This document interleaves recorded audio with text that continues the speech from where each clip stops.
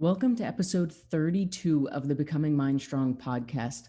And this episode is a continuation of episode 31, which was a short episode because we were just shining the light of awareness.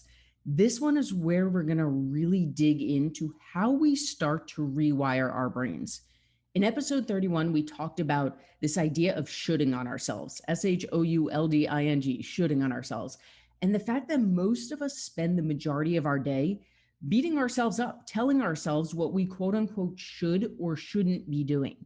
And we talked about the fact that we have done this for so long that it is literally wired into our brain as a habit. Today, we're going to take that red flagging you did, because if you did your quote unquote homework, you spent the past few days just putting a little red flag every time you noticed that you were saying should or shouldn't. And today we're going to take that quote unquote assignment and we're going to learn how to do the work and literally rewire our brain so that we stop sucking our energy through shoulding. Check it out.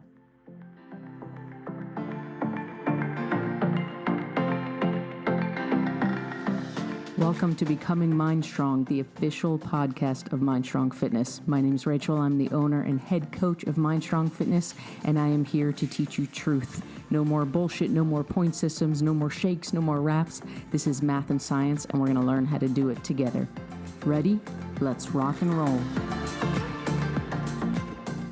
In episode 31, we talked about this term called reactance, and the super watered down, quick hit explanation of reactance is that as human beings, we don't like to be told what to do. We don't like to be told you have to do this, or you should do this, or you can't do this, or you shouldn't do this.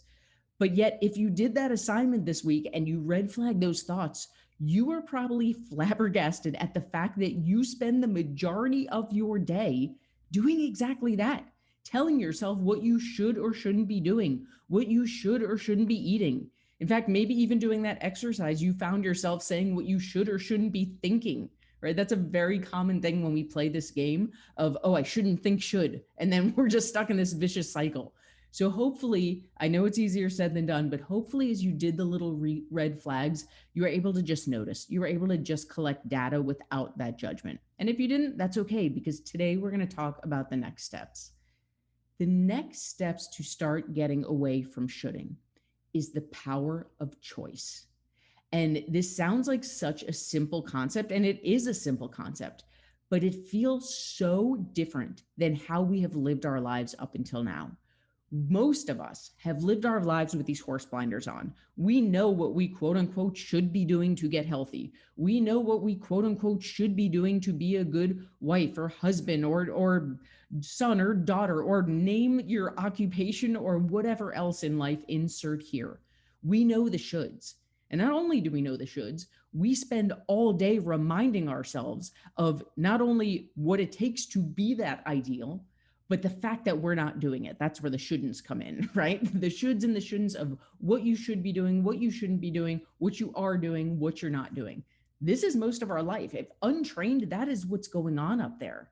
And as we talked about last time, that is one of the biggest energy sucks that we have going on internally that most of us aren't even aware of. The holy grail, the secret to changing this, I guess it's not a secret if I'm going to tell it to you today. The key to changing this is the power of choice. Here's what we need to understand. There is nothing in life that you should be doing. There are things that will get us further ahead. There are things that will get us close to our goals. But there is nothing in life that you quote unquote should or shouldn't be doing. Should you eat healthy? I don't know. It's going to get you closer to your goals. It's going to help you lose weight if that's your goal. Is the world going to end if you don't? Is your family going to stop loving you if you don't? No. So should you eat healthy? It's a choice. You don't have to. No one's going to stop loving you if you don't. And it would be to your benefit if your goal is to live a healthier lifestyle. Should you get a job that doesn't make you hate your alarm going off every single morning? I don't know. I mean, you'd probably be happier if you did. You'd probably feel more fulfilled. You'd probably have more energy and spring out of bed in the morning if you loved your job. And the world's not going to end if you spend the same 50 years in that job, right? Your family's not going to stop loving you if you're going to work every day at a job that makes you miserable. Should you get a new job? It's a choice. So here's our work. Our work is to start to replace those red flag thoughts with choice. And I'll give you some examples besides the ones that I just did. You wake up in the morning, your alarm goes off. We have the same conversation we all have every morning. Oh, I just want to sleep for 15 more minutes. Well, you should get up because you promised yourself you were going to make lunch today so that you didn't have to grab something from the deli that's not aligned with your goals and just keep going on this hamster wheel. Pause. Breathe. Should I wake up right now? I don't have to. If I sleep for another 15 minutes, the world is not going to end. No one's going to love me less. Yeah, it is true that at lunchtime today, I'm going to have to run to the deli and grab some sandwich that's probably not going to fit in with my goals, and I'm going to regret it, and I'm going to feel like shit afterwards. So should I get up? I don't know. It's up to me. If I do, I'm going to have those 15 minutes to make myself a lunch. At lunchtime, I'm going to look back. I'm going to thank my past self. I'm going to feel better about myself. So yeah, like it sucks right now. I'm tired, but I am going to choose to get up. Or maybe you choose to sleep, knowing the repercussions of that choice. But there is no should or shouldn't. It's a little tweak that makes a massive difference. And why is this so important? Because this comes back to that idea of reactance. This comes back to human nature. We release the energy. We talked about last time, the energy suck of shoulding on ourselves. By simply replacing that should or shouldn't with the power of choice, we release that energy suck by simply letting ourselves make the decision. Let me give you another example. It's the end of the workday and you are freaking exhausted. Right away, the should start. You should go to the gym. You promised yourself all week long that this was the day you were going to the gym. You should not go home. You should not sit on your couch. You should not eat Ben and Jerry's. You should get your butt to the gym no matter how tired you are. Well, should you go to the gym? I don't know. It's a choice. Let's talk it out. If you don't go to the gym, we're not sugarcoating anything. Let's be honest. Chances are you're going to go home. You're going to sit on your couch. You're going to eat Ben and Jerry's. This is our habit. This is how our brain is currently wired. And you are totally free to make that choice. And we know what that choice feels like. We know what that choice leads to. We know what the thoughts, feelings, actions, and results are around that choice. Or we can choose to push through and go to the gym. Yeah, I am tired right now. The last thing I feel like doing is going to the gym. And I know that getting there is the hardest part. So what if I do this? What if I just go? I do one exercise. And if I'm not feeling it after that exercise, I can leave. That's the game. That's the game I'm going to play. One exercise, I can go home afterwards. This is a choice every step of the way. By just pausing and breathing and giving yourself that choice, you have taken away the energy suck of the should. Maybe you still choose to go home and sit on your couch. You are totally open to this, right? We are not playing a game to trick ourselves. The point of this is not, well, when I give myself choice, I'm always going to choose the one that serves my goals. Some days you won't, and that's okay. The majority of the time, when we take those 30 seconds to map out the why behind it, because that's ultimately what this is the why am I making this choice? That's when we release the pressure. That's when we flow with human nature instead of just beating ourselves up with these shoulds. For those of you that track macros, this is a huge one, right? It can be daunting to think about tracking our food every single day. If you're new to this and you're like, holy cow, I have to track my food every day for 12 weeks, every day for a year. Nope. You absolutely do not have to track your food. Let's think it out. We're going to pause, breathe, think it out. You wake up in the morning, you start to track breakfast and you're like, oh, this is so tedious. I'm not used to tracking my food. This is not a habit. I don't want to do it. I hate it. I understand it'll get me results, but right now, I just want to eat and not think about it. Some people feel that way when they start this process, and there's nothing wrong with that. So we pause and we breathe. Cool. I do not have to track my food today. The world is not ending if I don't track my food. My spouse is, I hope, not leaving me if I choose not to track my food. And I've never tracked my food before. And I know how I feel in this moment. I know why I got to the point of learning about macros, because I don't want to feel this way. So 100% I can choose not to track my food today, just like I've chosen my entire life. And I know the results that come from that choice. Or I have another choice. I can track just for today. I'm not worried about tomorrow. I'm not worried about next week. I'm not worried about next year. For today, I'm just going to see what it feels like. This is curiosity. I am just going to see what it feels like to track my food today. Tomorrow, I get to make another choice.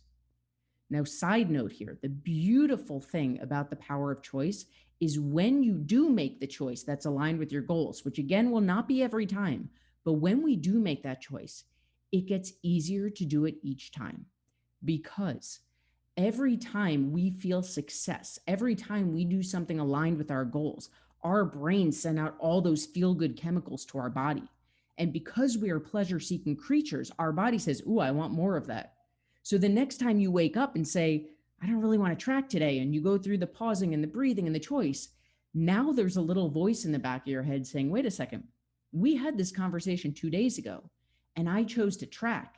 And not only did I choose to track, but I remember how freaking good I felt at the end of the day, knowing that I had hit my goals. And now we're rolling a snowball down a hill instead of pushing a boulder up a cliff, because our bodies want to feel good. When we replace I should, I shouldn't, I have to, I must, I mustn't, pick your wording with the power of choice, we transform our lives. And the reason we transform our lives is because we are flowing with human nature. And the more we flow with human nature, the more it releases our energy, and the more empowered and the more just overflowing we feel on a daily basis. So here's what we do with this. If you didn't do the first quote unquote assignment, I'm going to encourage you to do it.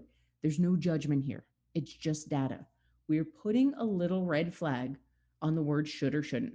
This also, by the way, includes must, mustn't. Like, don't get tricky here and try to finagle your way around the point of this. We're just using should or should because those are the common ones, should or shouldn't. We're red flagging it. We're just noticing. We're not judging. Step 2, and by the way, this is like a 30-second process. When we talk it out, this is a, quite a few minute long podcast, but in action, this is a 30-second process. Step 2, we pause. We breathe. We give ourselves choice. There is no sugarcoating in the choice. There is no leaning in one direction with the choice. These are legitimate choices. Cool. I don't have to do this right now. The world is not going to explode if I don't do this. Here's what's going to happen if I don't. Here's what's going to happen if I do. We make our choice. Now here's the key. Step 3, write this down. You move on with your day. One of the reasons we are releasing so much energy is that we're not ruminating anymore. Rumination is one of the biggest energy sucks for mankind. And most of us spend about 95% of our thoughts ruminating. When we simply release, cool, I made my choice, move on with my day. If your choice is to not do the action aligned with your goals, it's the same answer. Cool, I made my choice, move on with my day. That is the power of release. It comes down to 1, red flagging the shoulds and shouldn'ts. 2, pausing, breathing, laying out the choices. 3, sticking to your decision, releasing, and moving on with your day.